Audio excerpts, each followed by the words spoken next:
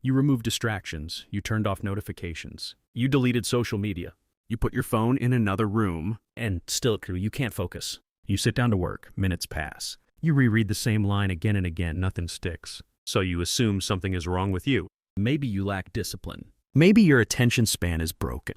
But the real problem is simpler.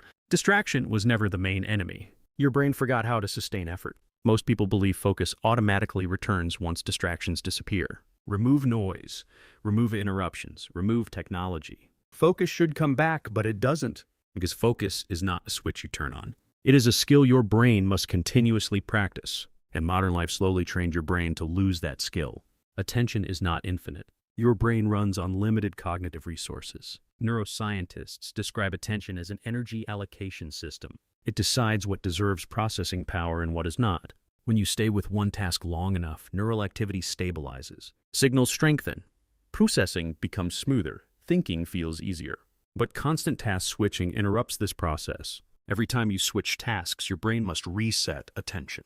Open a message, check a notification. Switch tabs, look at another video. Each switch forces your brain to reorient itself again. Psychologists call this attention residue. Part of your mind remains attached to the previous activity, even after you stop. So when you finally sit down to focus, your attention is already fragmented. A portion of your brain is still replaying conversations. Another part is anticipating future tasks. Another is searching for stimulation. You are physically present, but cognitively divided. Focus fails before work even begins, not because you lack motivation, because your attention system has been trained to reset every few seconds. Over time, your brain stops expecting long periods of effort, and anything requiring sustained thinking begins to feel uncomfortable. Your brain learns from reward timing. Fast rewards train short attention. Delayed rewards train deep attention. For most of human history, rewards were slow. You hunted, you built. You learned gradually. Effort came first. Reward came later. Modern technology reversed this pattern. Now reward arrives instantly. Scroll, reward, click, reward, swipe, reward. Your dopamine system adapts quickly. It recalibrates what feels normal. After enough exposure, your brain begins expecting stimulation every few seconds. When stimulation disappears, nothing feels interesting. Reading feels heavy. Studying feels exhausting. Deep thinking feels strangely painful. Not because the task is harder, because your reward system now predicts constant novelty. This creates a dopamine mismatch. Deep work produces delayed satisfaction, but your brain expects immediate feedback. So when progress feels slow, your brain interprets it as failure, and it searches for escape. Even in silence, even without your phone. You don't feel distracted by the environment anymore. You feel distracted by your own thoughts. This is why removing distractions alone does not restore focus. The adaptation already happened internally. You cannot force focus back through intensity. You rebuild it through retraining. Step 1. Controlled boredom. Set a timer for 10 minutes. Work on one task only. No switching, no stimulation, no background entertainment. At first, your brain will resist strongly. Restlessness appears. You feel the urge to check something.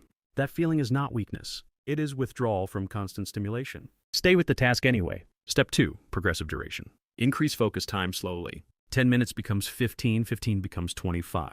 Your brain rebuilds endurance the same way muscles rebuild strength, through gradual exposure, not sudden effort. Step 3. Predictable reward cycles. After each focus session, allow a small reward. Stand up, stretch, walk briefly. Your brain relearns a forgotten pattern. Effort leads to reward. When this connection returns, focus stops feeling forced. It becomes sustainable.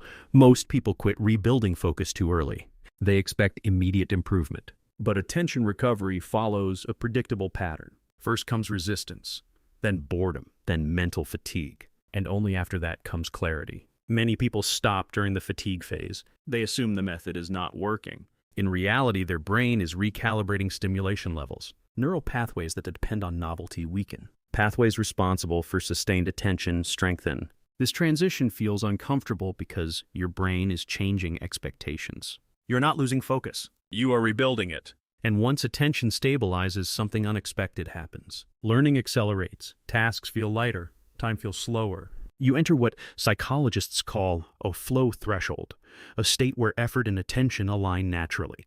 But reaching that state requires patience long before results appear. You don't struggle to focus because distractions exist. You struggle because your brain adapted to speed. And adaptation can always be reversed. Once sustained attention returns, learning changes completely. Information sticks longer. Thinking becomes clearer. Work feels calmer. And that leads to the next problem most people never understand. Even when they finally focus, they still forget almost everything they learn. That's what we'll break down next.